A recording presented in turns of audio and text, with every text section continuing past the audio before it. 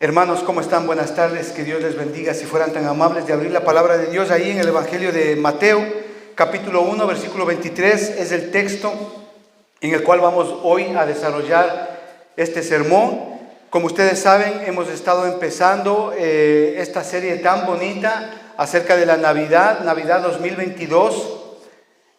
Un tema y temas que los hemos venido desarrollando justamente con el objetivo de dar respuesta a una serie de preguntas, a una serie de aspectos, de aclarar cosas con respecto a la Navidad. Aclarar respuestas, responder preguntas, aspectos en cuanto a la Navidad, no tanto en cuanto a lo que el mundo nos ha enseñado lo que es la Navidad, sino en tanto en cuanto lo que la palabra de Dios dice con respecto a la Navidad. Y eso es lo que hemos estado viendo a lo largo de estas semanas en esta serie que hemos estado viendo. Tratamos de aclarar cosas, aspectos, no en cuanto a las tradiciones que nosotros tenemos con respecto a la Navidad, sino dar una respuesta bíblica con respecto a la verdad de la Navidad. Por eso es que hemos estado hablando y vamos a seguir hablando acerca de estos temas concernientes justamente a la Navidad. Y aquí en el Evangelio de Mateo, capítulo 1 y versículo 23, dice la palabra de Dios, acompáñenme a leer, hermanos. Dice ahí: he aquí una virgen concebirá y dará a luz un hijo, y llamarás su nombre Emmanuel, que traducido es Dios con nosotros. Es decir, acá Mateo está haciendo alusión a una profecía, la que dio Isaías 700 años antes, ¿sí? Capítulo 7, versículo 14, él está haciendo alusión a esta profecía. Pero es interesante porque dice aquí que el nombre que se le va a dar a ese niño que va a nacer de esa virgen es Emmanuel. Y él nos da la traducción. Y esa traducción es justamente Dios con nosotros. Emmanuel, Dios con nosotros. Hemos estado viendo a lo largo de todas estas semanas cómo entender lo que es verdaderamente la Navidad. Y es interesante cómo aquí Mateo habla acerca de un aspecto importantísimo para la vida de cada creyente: Emmanuel, Dios con nosotros. Y eso es lo que vamos hoy a desarrollar. ¿Cuáles son las implicaciones de este título, de este nombre que se le da al Señor Jesucristo? Yo sé que los mensajes de las semanas pasadas nos han servido muchísimo para tener referencia y saber más y conocer más, e incluso poder evangelizar con estos temas a gente que viene de una tradición católica. Poder enseñar qué es lo que dice la palabra de Dios con respecto a la Navidad. Amados hermanos, la Navidad no solamente es una fecha en el calendario, es la celebración, es el evento más importante para la historia de la humanidad. ¿Por qué? Porque celebramos la demostración más grande de amor que Dios ha tenido sobre su creación, sobre el hombre específicamente. Sabemos, obviamente, en este contexto, que el hombre fue creado, ¿sí?, para tener una comunión con Dios. Es decir, fuimos creados a su imagen y semejanza. Las implicaciones de esto es importante. ¿Por qué? Porque el hecho de que seamos creados a la imagen y semejanza de Dios implica tener una comunión con Dios e implica tener una relación con Dios. Sin embargo de esto, mi hermano, leyendo el texto ahí en Isaías, lo dijo muy claramente. El pecado destruyó ese propósito. Es decir, que el pecado impide esa comunión, impide que el hombre pueda llegar a tener comunión con Dios y pueda llegar a tener una relación con su Creador. Y eso lo tenemos desde allá atrás, desde Génesis capítulo 3. Es esta comunión que Jesús vino a restaurar acá a la tierra.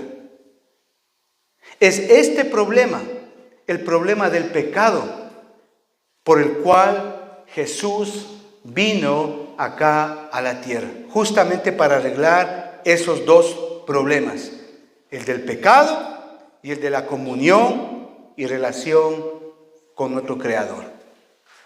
Por eso vino nuestro Señor Jesucristo y se hizo hombre, se encarnó. Se hizo un hombre como usted y como yo. Ahora, en este asunto, Dios podía haber escogido muchas formas de arreglar este problema. Pero, como Él nos diseñó, Él sabía que la mejor manera de arreglar este problema era precisamente venir Él personalmente y hacerlo. Por eso, Dios se convirtió en un hombre. Dios no mandó a un ángel, Dios no mandó a un profeta o a un político o a un embajador. No, vino Él mismo a arreglar este asunto del pecado, un asunto que el hombre no puede solucionar. Es incapaz. Y en ese sentido, al solucionar ese problema del pecado, porque el pecado literalmente le mató al hombre. El pecado hace o estorba entre el hombre y Dios. Y justamente el Señor Jesucristo vino a arreglar Él este problema. Dios mismo acá en la tierra. Por ejemplo, si usted ama a alguien y desea lo mejor para esa persona amada y deseas decirle cuánto le amas, tú no mandas a un representante tuyo a decirle cuánto le amas. No, tú vas y le dices a esa persona a quien amas personalmente. Eso es lo que hizo Dios al venir personalmente acá a la tierra y nacer como un niño en Belén y ser puesto en un pesebre. Ahí en Primera de Juan, capítulo 4, versículo 8, dice la palabra de Dios que Dios es amor. Claro, Dios es amor. El amor es la esencia de Dios. El amor es el carácter de Dios. Es su propia naturaleza. Y su amor es la razón por la cual usted y yo vivimos. Es decir, el amor de Dios expresado en misericordia hacia nosotros. Por eso vivimos. Por eso tenemos trabajo. Por eso el sol sale para justos y para pecadores. Es la misericordia de Dios, el amor expresado de Dios hacia su creación, hacia el hombre. Y su amor es la razón por la cual usted y yo estamos aquí. Su amor no cambia. A pesar de cualquier situación que usted y yo estemos pasando. Ahí en Efesios capítulo 3 y versículo 19 dice justamente hablando del amor de Cristo que excede a todo el conocimiento. ¿Para qué? Dice, para que seáis llenos de toda la plenitud de Dios. Efesios capítulo 3 y versículo 19. Qué interesante lo que dice acá.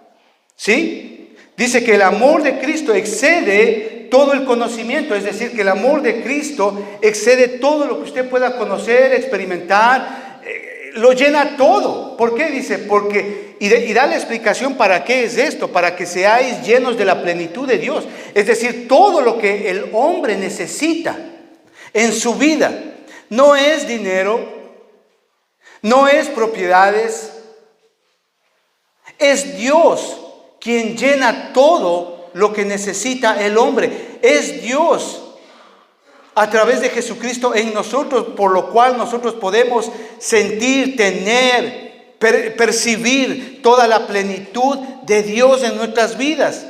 No hay hombre que pueda hacer esto, no hay dinero que pueda llegar a hacer esto, no hay experiencia que pueda llegar a hacer esto, no hay psicólogo, no hay nadie, ningún ser humano que pueda darle a usted toda la plenitud en su vida, en su ser, sino Jesucristo en su vida. Él es. A través de Él, usted y yo podemos llegar a conocer, entender, percibir toda la plenitud de Dios. Eso dice ese texto. Es en Él. Fuera de Él nada somos, dice la palabra de Dios. Dios vino acá a la tierra para recordarnos que Él está siempre con nosotros. Dios con nosotros. Emmanuel. Él siempre está con nosotros. Y ese, amados hermanos, es una verdad. Esto es un hecho. Lo sienta o no lo sienta, lo crea o no lo crea. Dios está con nosotros. Dios vino para estar con nosotros. Por eso ese nombre, Emmanuel, Dios con nosotros. 700 años antes de que suceda, Isaías ya había profetizado que una virgen daría a luz al Mesías, al ungido de Dios, al Rey de Reyes, al Príncipe de Paz, a Jesucristo, al Emmanuel. Y sabe que en el tiempo de Jesús, todas las mujeres tenían ese deseo de ser ellas las elegidas. Todas las mujeres, todas las jovencitas, desde los 14 hasta los 18 años, tenían ese anhelo, ese deseo de ser ellas las elegidas para concebir y dar a luz al Mesías. Pero ellas lo veían desde un punto de vista político, no desde un punto de vista espiritual.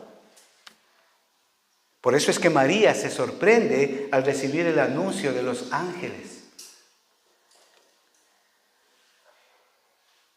Porque Él vino a salvar, ¿de qué? De los pecados, no del César, de los pecados. Como lo dice ahí, versículo 21. Y darás a luz un hijo y llamarás su nombre Jesús, porque Él salvará a su pueblo de sus pecados.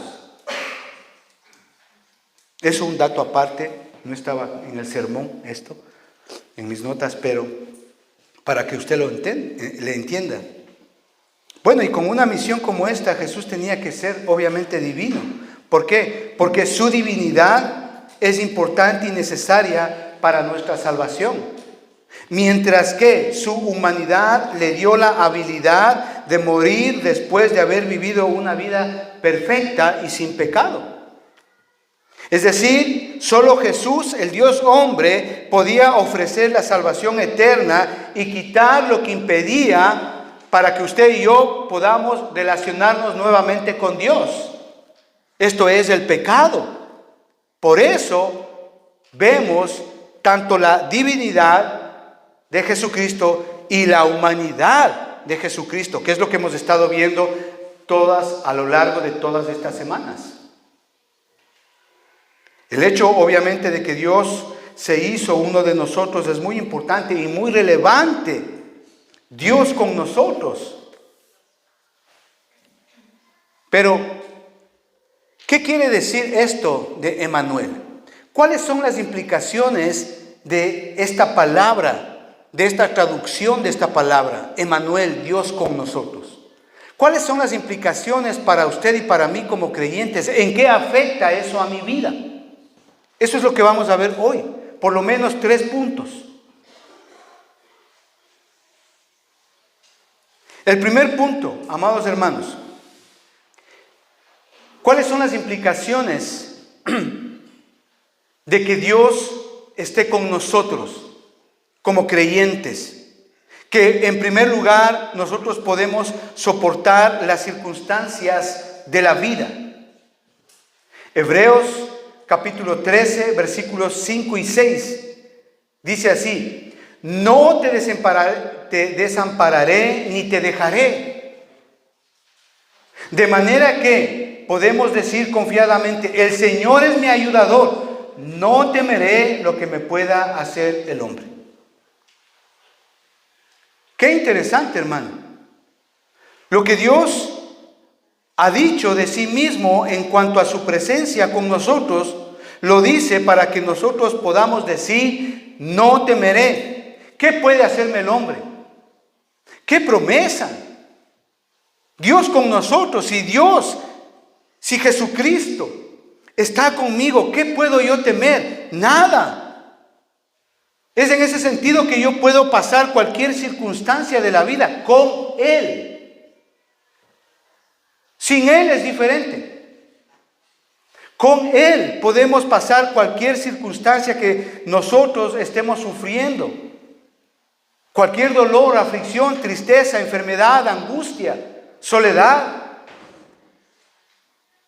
Eso es lo que está diciendo ahí. No te desampararé ni te dejaré. ¡Qué promesa! Dios con nosotros promete estar con nosotros y no dejarnos, no desampararnos.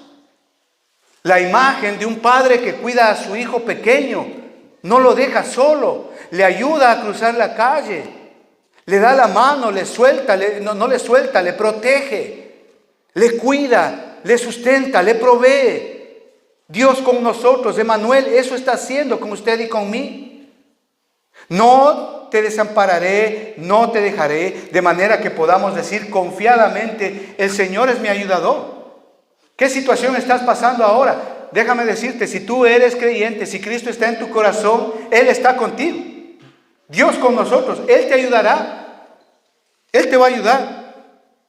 Él está conmigo, contigo. Salmo 27, versículo 1. Dice así: Jehová es mi luz y mi salvación. ¿De quién temeré? Jehová es la fortaleza de mi vida. ¿De quién he de atemorizarme? De nadie. Aunque ande en valles de sombra de muerte, no temeré mal alguno. Tu vara y tu cayado me sustentan. Eso quiere decir Dios con nosotros. Y sabe, la Escritura, a lo largo de toda la palabra de Dios, esta verdad se repite vez tras vez. La seguridad, la confianza de que el Señor está con nosotros. Eso significa Emmanuel. Salmo 118, versículo 6 dice: Jehová está conmigo, no temeré lo que me pueda hacer el hombre. Ya está. Jehová está conmigo, el Señor está conmigo. A veces hay gente que tienen envidia, planean venganzas, etc. Amados hermanos, si usted es creyente, Jehová está con usted. No tiene por qué temer. Isaías capítulo 43, versículo 2 dice así: Cuando pase por las aguas, yo estaré contigo. Si por los ríos, no te anegarán. Cuando pases por el fuego, no te quemarás, ni la llama arderá en ti. ¡Qué palabras, hermano! ¡Qué promesas! Esta es la verdad de Emmanuel en la vida de cada creyente. Lo que creemos en Él, todo el momento, en cualquier circunstancia, bajo cualquier situación, donde quiera que estemos, Dios estará con nosotros. Si estás en un hospital, en una cama, Él está ahí contigo. Si estás pasando una aflicción, Él está ahí contigo. Cuando te han traicionado, Él está ahí contigo. En tu soledad, en la angustia, en la felicidad. Cuando lloras, cuando viajas, Él está ahí contigo. Dios con nosotros. Eso quiere decir esta palabra Emmanuel. Dios con nosotros. Nunca vamos a estar solos. Nunca. Dios está con nosotros. Él ha prometido que parte justamente de la venida acá a este mundo es que Él va a estar con nosotros.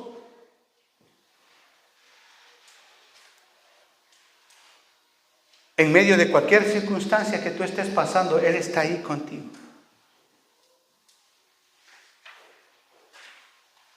Créalo, hermano. Créalo. Nosotros somos los que olvidamos que Él está con nosotros.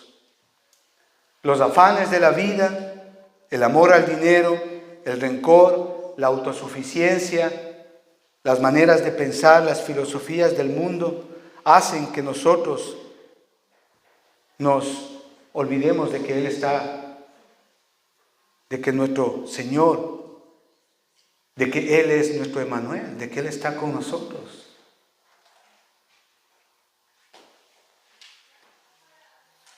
Detengámonos un momento y miremos que Él se merece nuestra atención. Por eso vino, para estar con nosotros.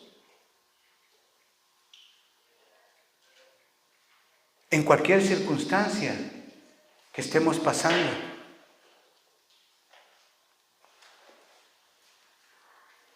Como segundo punto, ¿qué más nos enseña esto de que Dios está con nosotros? ¿Qué más? ¿Cuáles son las implicaciones? ¿En qué ayuda esto a mi vida? En que nuestras oraciones son contestadas. Hebreos capítulo 4, versículos 14 y 15. Dice así: por tanto, teniendo un gran sumo sacerdote que traspasó los cielos, Jesús, el Hijo de Dios, retengamos nuestra profesión, porque no tenemos un sumo sacerdote que no pueda compadecerse de nuestras debilidades, sino uno que fue tentado en todo según nuestra semejanza, pero sin pecado. Para entender estos dos versículos, hermanos, debemos de entender qué es un sacerdote. ¿Recuerda usted en el Antiguo Testamento cuál era el rol, cuál era el papel del sacerdote? El sacerdote era aquella persona que mediaba, que intermediaba, que era el intercesor, el que estaba en la mitad entre el pueblo y Dios. El sumo sacerdote era el que oraba, el que llevaba las peticiones del pueblo a Dios. El sumo sacerdote era el que presentaba, el que cogía las ofrendas y les presentaba a Dios. ¿Para qué? Para que la ira de Dios no caiga sobre el pueblo. El sacerdote era ya en el tabernáculo y en el templo, era aquel que realizaba y hacía los sacrificios para que ante Dios, para que la sangre derramada, ¿sí?, cubra, aplaque la ira de Dios sobre el pueblo. Pero es interesante porque aquí hay dos aspectos en estos dos versículos. No solamente que el Señor Jesucristo es nuestro sumo sacerdote, lo que les acabé de explicar, sino que también dice ahí que Él conoce nuestras debilidades, todas nuestras debilidades, dice ahí, y que Él se compadece de nuestras debilidades. Es decir, que Él sabe todas las debilidades que usted y yo podemos tener. Él ya las vivió, Él las pasó. Pero dice ahí, sin pecado. Sin pecado. Nuestro Señor Jesucristo, Él vino para estar con nosotros. Él es no solamente nuestro sumo sacerdote, sino que también tiene el conocimiento y toda la experiencia que usted y yo jamás podremos tener. Jamás. Estos versos, amados hermanos, obviamente nos describen el hecho de que Jesús, como hombre, ha sido probado en toda clase de debilidad conocida, en toda. Pero jamás Él pecó. Jamás lo hizo. Obviamente, excepto que Él nunca pecó. Y cualquiera que sea su experiencia, sea lo que sea que usted esté pasando, o cualquier dificultad que usted esté pasando, Él, nuestro Señor Jesucristo, Él ya pasó lo que usted está pasando. Eso dice esos versículos.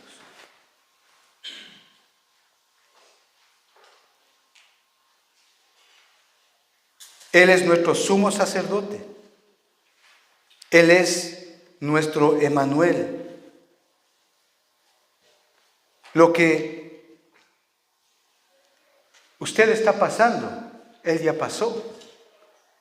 Lo que usted está sufriendo, Él ya lo sufrió. Lo que usted está padeciendo, Él ya lo padeció.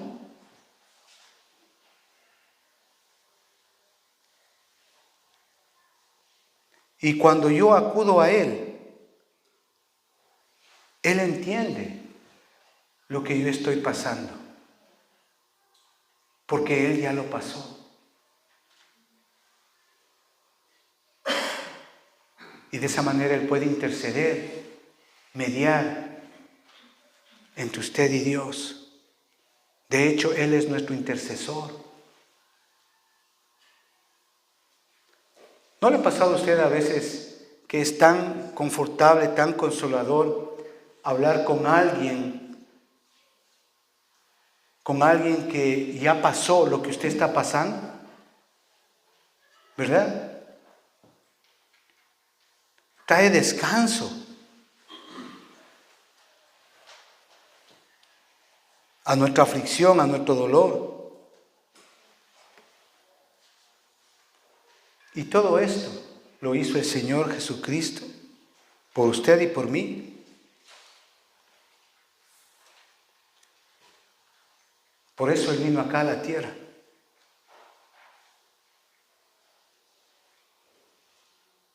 Y obviamente aquí lo que estamos viendo, que no solamente el autor de Hebreos recalca todo esto que estamos explicando. Por eso Él lo confirma ahí en el versículo 16 del mismo texto de Hebreos. Capítulo 4 dice así, siguiendo la narrativa, dice: entonces, cuando entendemos todo esto, dice, acerquémonos pues, confiadamente, dice, al trono de la gracia, para alcanzar misericordia y hallar gracia para el oportuno socorro. Es decir, que sea lo que sea que tú estés pasando, sea lo que tú estés viviendo en tu vida, uno, Jesucristo ya lo pasó. Y dos, podemos acercarnos a Él confiadamente, porque Él sabe lo que tú estás pasando. ¡Qué promesa, hermano! ¡Qué bendición! ¡Qué seguridad! ¡Qué confianza tenemos en el Señor Jesús! Él nos invita a acercarnos y decirle a Él confiadamente: Señor, tú has estado ahí donde yo estoy ahora. Y dígale: Señor, tú sabes, ayúdame. Tu palabra dice que yo puedo acercarme confiadamente ante ti. Ayúdame a pasar este tiempo, ayúdame a pasar esta adversidad, ayúdame a pasar esta prueba, incluso ayúdame a pasar esta enfermedad. ¿Por qué? Porque Él ha experimentado todo esto como nuestro sacerdote. Qué hermoso, hermano, qué sublime es esto. Y por eso es que Dios está con nosotros. ¿Por qué? Porque podemos enfrentar la vida. Porque sabemos y entendemos que Él está junto a nosotros. Por esta razón usted y yo podemos hallar respuesta a lo que estamos pasando y darle sentido a lo que usted tal vez esté pasando ahora. Seguir el camino correcto, tomar decisiones correctas y sobre todo saber que nuestras oraciones son escuchadas y respondidas.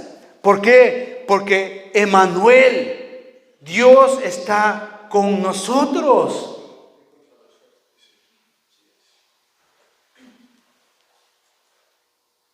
Pero no solamente que Emmanuel implica que nosotros podemos pasar las circunstancias de la vida, sino que también nuestras oraciones son contestadas, sino que también, amados hermanos,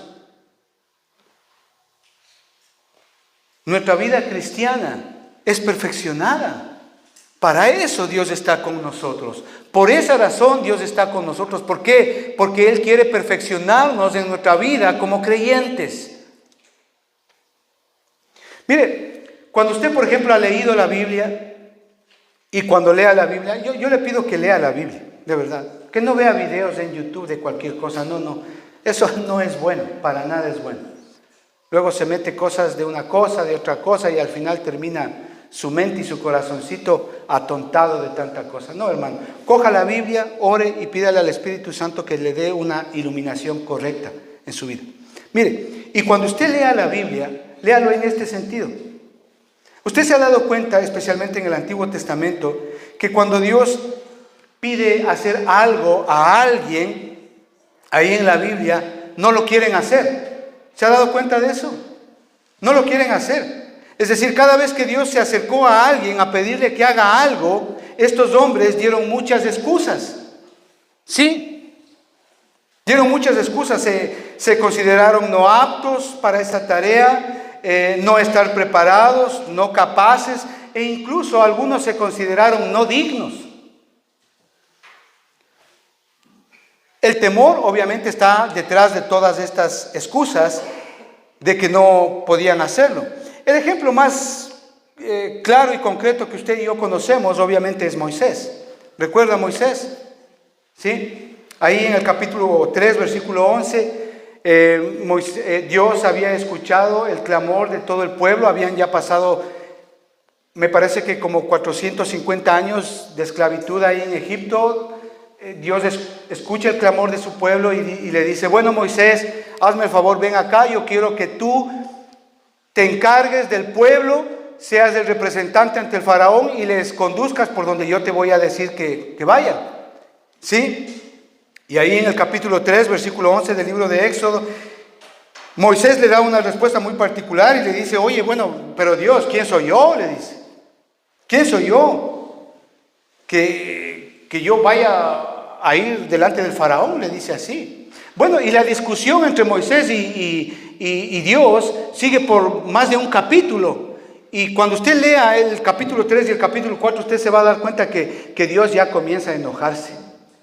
De verdad, Dios ya comienza a enojarse con él y porque, claro, Moisés dale excusas y llegando al capítulo 4, versículo 10, Moisés le dice: no, señores, que mira, yo sí, sé que hay que hacer eso, pero soy tartamudo. El original dice eso: soy tartamudo, soy falto de lengua, no puedo hablar, le dice. No puedo hablar. Moisés tenía su propia manera de verse a sí mismo como una persona no capaz, a pesar de que Dios le estaba mandándole a hacer algo. Y él le dice: bueno, Señor, sencillamente no puedo hacer lo que tú me mandas a hacer. Pero, ¿cuál es la respuesta de Dios? Ahí en el capítulo 4, versículo 12, ¿qué es lo que Dios le responde a Moisés? Le dice: ahora pues, dice, ve, y yo estaré con tu boca y te enseñaré lo que tengas que hablar. ¡Qué palabra que le da a Moisés! Pero acá Dios ya está enojado con Moisés, ya le colmó la paciencia.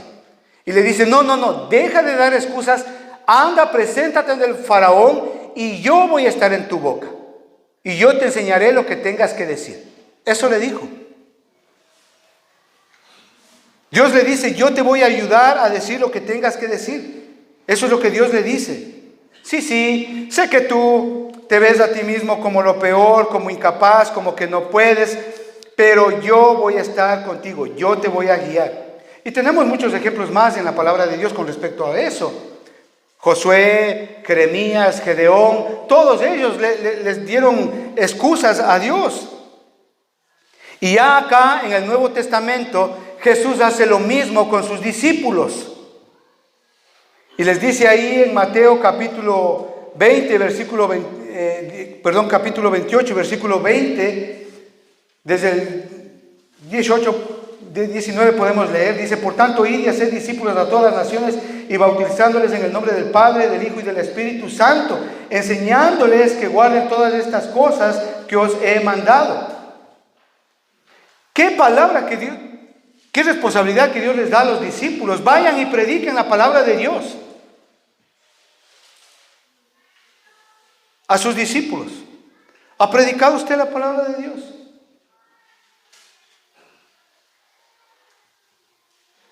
¿A cuántos ha predicado usted en esta semana el Evangelio? ¿Qué asignación para cada creyente, hermano? ¿Qué responsabilidad tan hermosa, tan sublime? Predicar el Evangelio. ¿Cuántas excusas damos para no hacerlo? Estoy cansado, trabajo mucho, no tengo tiempo. No estoy preparado, no sé la Biblia. Claro, ¿cómo no vas a saber la Biblia si no lee? Qué asignación que el Señor Jesucristo da a cada creyente. Impresionante, única. Pero lo más hermoso de esta asignación, mire el versículo 20 que dice ahí, después que les dice, vayan y prediquen el Evangelio a todas las naciones del mundo y bautícenlos. Mire lo que dice el versículo 20, parte B. Y yo estoy con vosotros todos los días hasta el fin del mundo. Oye, mientras predicamos, Jesucristo está con nosotros.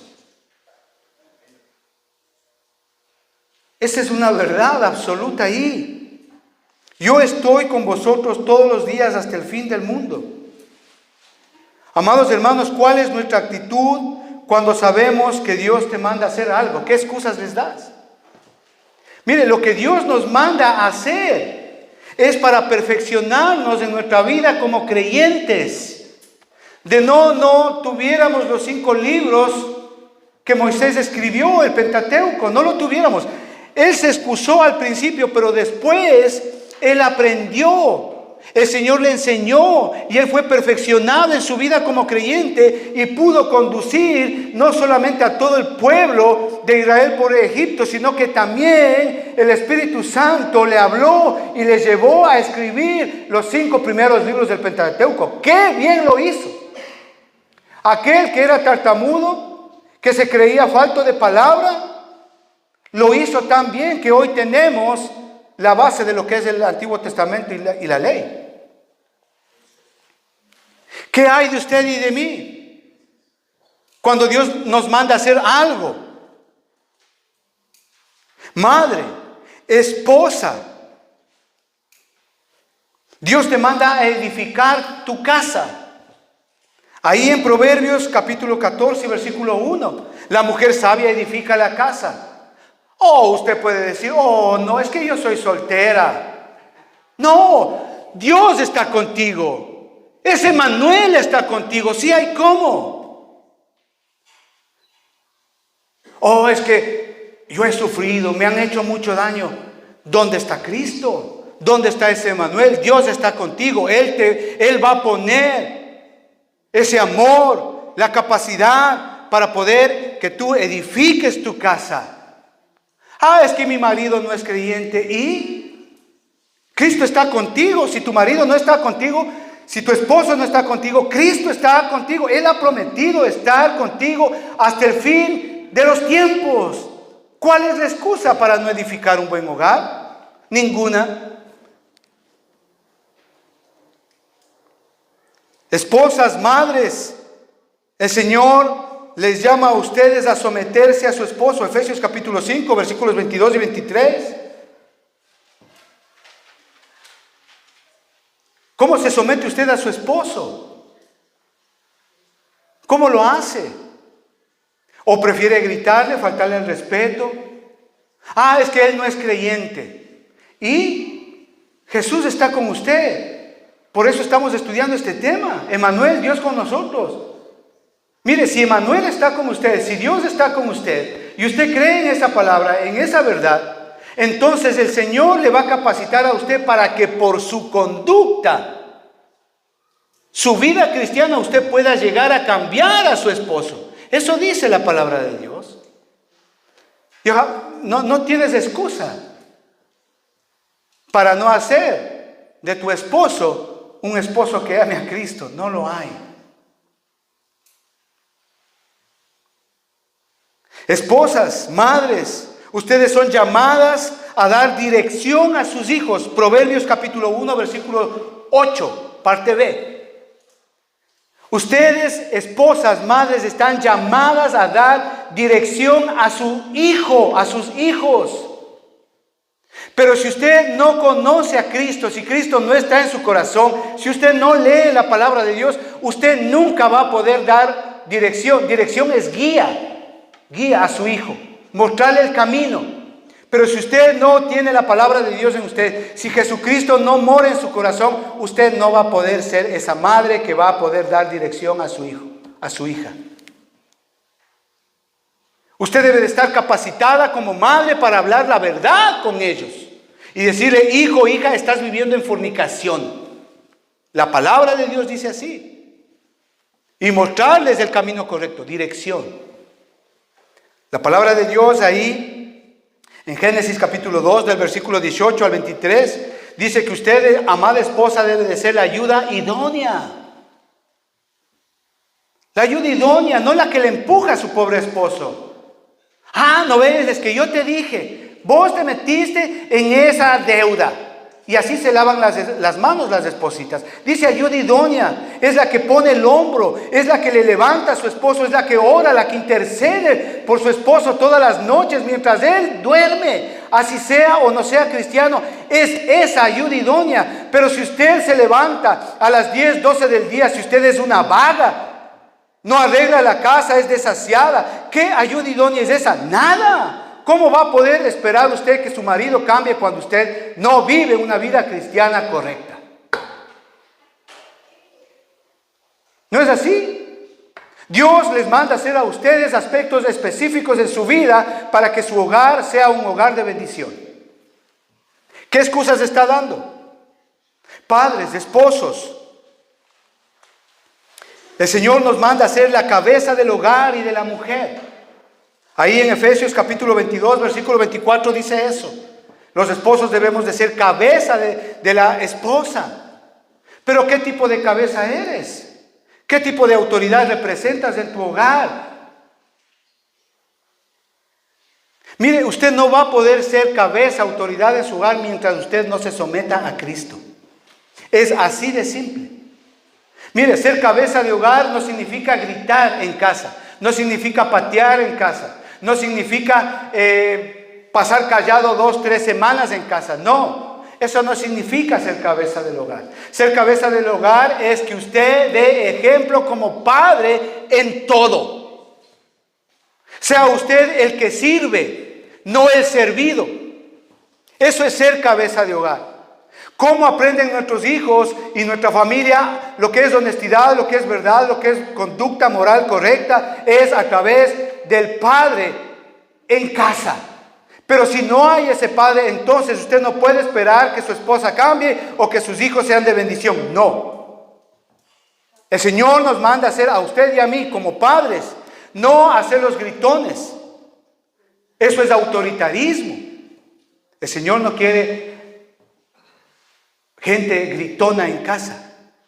No. Usted está llamado a tratarle a su esposa como a vaso frágil. Pero es que ya estás gorda, tonta, no sabes nada, no sirves para nada. Esas palabras hay de esposos cristianos. Y claro, y van por la calle y los ojos se les va, deshonrando la dignidad de su esposa.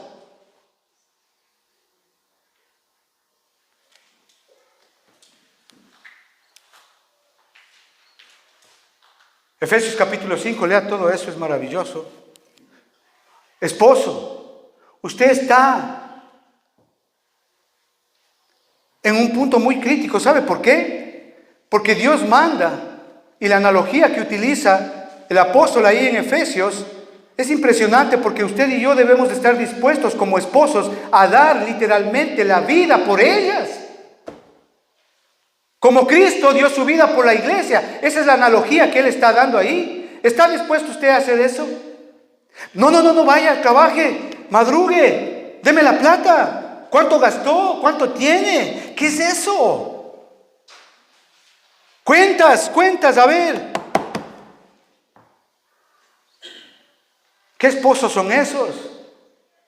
Claro, esos no, ni siquiera dan un penique por su esposa. Usted y yo estamos llamados a dar la vida por ellas, si es que así es lo necesario. Padres, usted y yo estamos llamados por Dios a instruir a nuestros hijos. Si las madres dan dirección, usted y yo estamos llamados a instruir a nuestros hijos. Proverbios capítulo 1, versículo 8, parte A.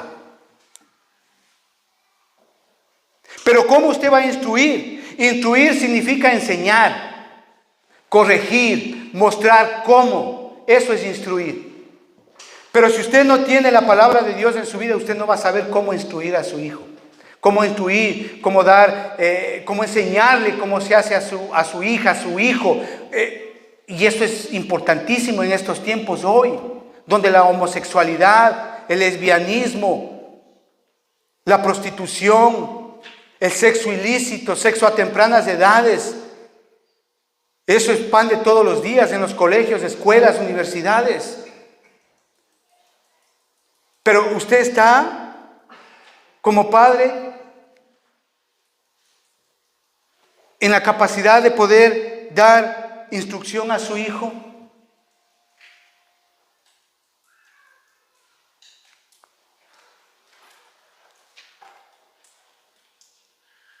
A todos los jóvenes que están aquí, a todos los jóvenes que están hoy en la iglesia, escuchen por favor. El Señor llama a los hijos a que honren a padre y a madre. Efesios capítulo 6, versículo 24, Éxodo capítulo 20, versículo 12. Hijos, honrar a padre y a madre. Punto seguido, y abrimos un paréntesis. La palabra de Dios no estipula que debemos de honrar solamente al padre bueno o a la madre buena. No. Independientemente, debemos como hijos honrar a padre y a madre. Hayan hecho bien o hayan hecho mal, debemos de honrar, respetarlos, considerarlos, ayudarlos. Estar con ellos en las buenas y en las malas. Pedir la bendición. Pedir consejo. Eso es honrar a nuestros padres. Orar por ellos. Interceder por ellos. Amarles, quererles, abrazarles. Cuando él viene trabajando, cuando su mamá viene trabajando, cuando su papá viene trabajando, usted pásele un vasito de agua. Eso es honrar a su madre, a su padre. Pero si sus padres vienen trabajando al piso y la casa está desordenada y los platos sucios y usted como hijo no ha hecho nada, que eso es deshonrar a su padre.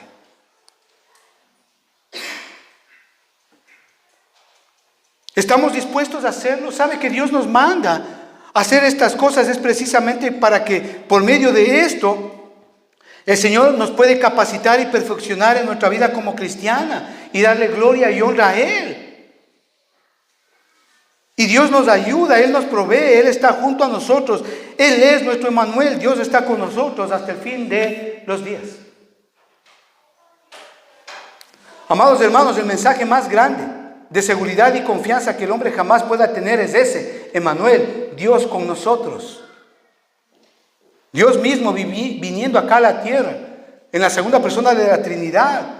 Jesús es el único que puede quebrantar, que puede destruir el poder del pecado y de esa manera usted y yo acercarnos a Dios. Él es nuestro Emmanuel.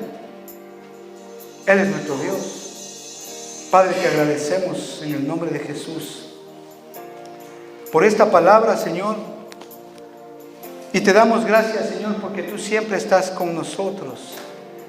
Gracias, Señor, porque gracias a ti nosotros podemos pasar todas las pruebas, todas las situaciones, adversidades de nuestra vida, porque tú estás con nosotros. Gracias, Señor, porque tú nos llamas. Tú nos asignas mandamientos, órdenes para mejorar nuestra vida cristiana y tener comunión contigo. Y lo creemos porque tú en ese proceso tú estás con nosotros. Te agradecemos, oh Padre Santo, en el nombre de Cristo Jesús. Amén. Amén, hermanos, que Dios les bendiga.